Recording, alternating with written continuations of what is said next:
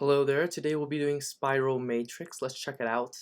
In this particular problem, we are given a matrix and we need to go in a spiral. First, we go through all the top left row, the top row, then we go down the right side, then the bottom side, then the left side, and then we go into the left side again until we go through all the elements in the matrix in a spiral order. So let's draw this out. There are many ways to do this. If you look at this through the indexes, we can put everything into a visited, and we could move in a spiral, just left, right, right, and then down, left, and then up, and then make that like spiral movement, and then make sure if we see anything in visited, just change the directions.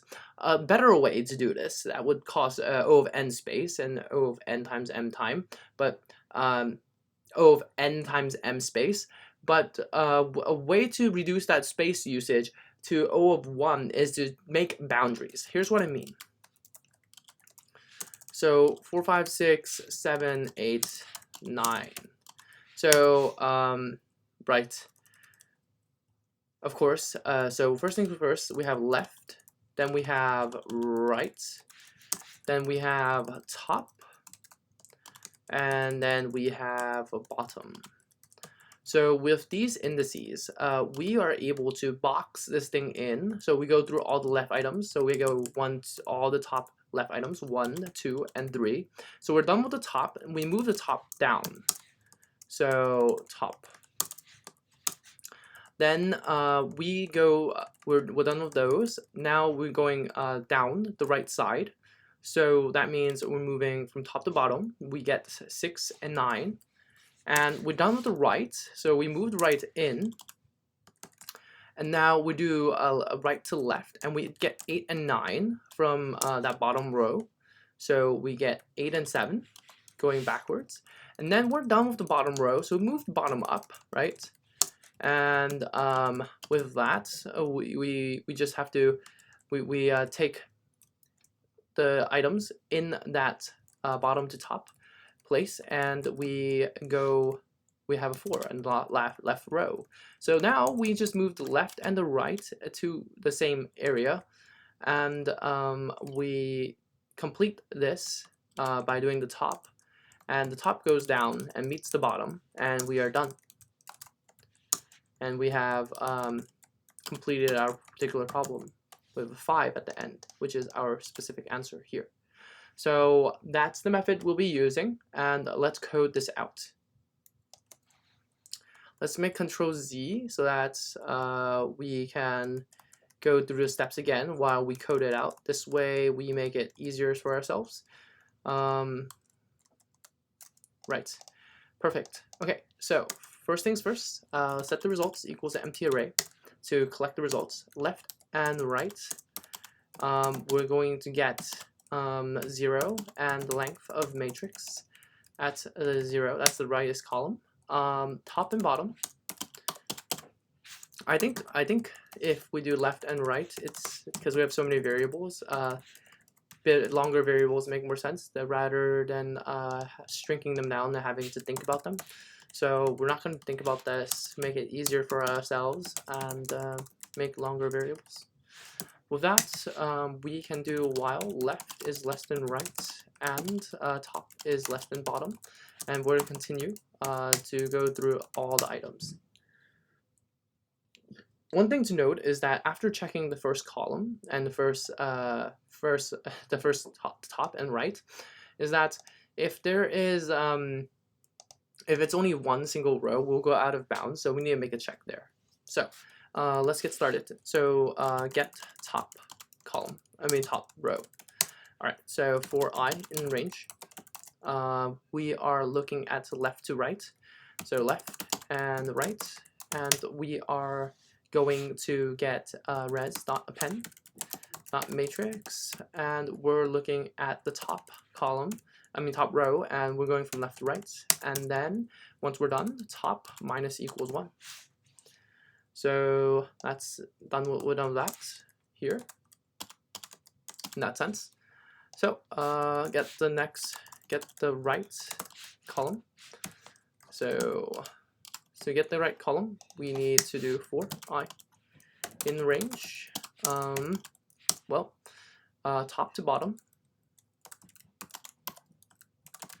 we're doing good. Res dot append. Matrix, we're looking at the I and right -1 because we are 1 away. Okay, so now we're done with right minus equals 1, and we're done here. So if not left is less than right and top is less than bottom, then break, and we can return for I in range. So get bottom row. That means we have to go in a negative fashion for I in range. Right -1. Currently right is here, and we're done with the 9 at this point. So currently we have 1, 2, 3, 6, and 9. So we need to get right -1, and we need to go back to left -1 because of the range, and -1 because we're going backwards. So res dot append the bottom row, and matrix of the bottom row, the item, and then we need to set the bottom plus minus equals 1. Then get the left row, column.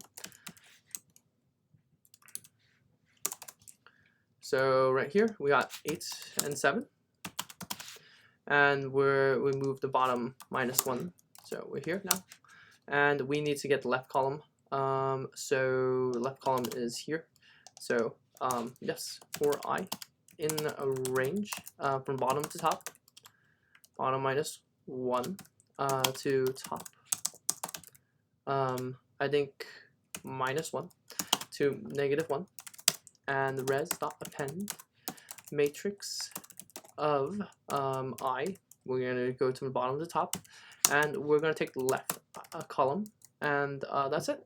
And left plus equals 1, and we're done here. And we return res, and we're out of here. We get the 4. Then of course we move the L forward. Of course we go back to the top because nothing has crossed each other yet. Both the left is less than the right, and top is less than the bottom. And then we look at the top row, and we get the 5, and top minus equals 1. So, oh, it's plus equals 1. My bad. Good catch. So it's plus equals 1, and we get the 5, and top is TB now, and we're done. That's it.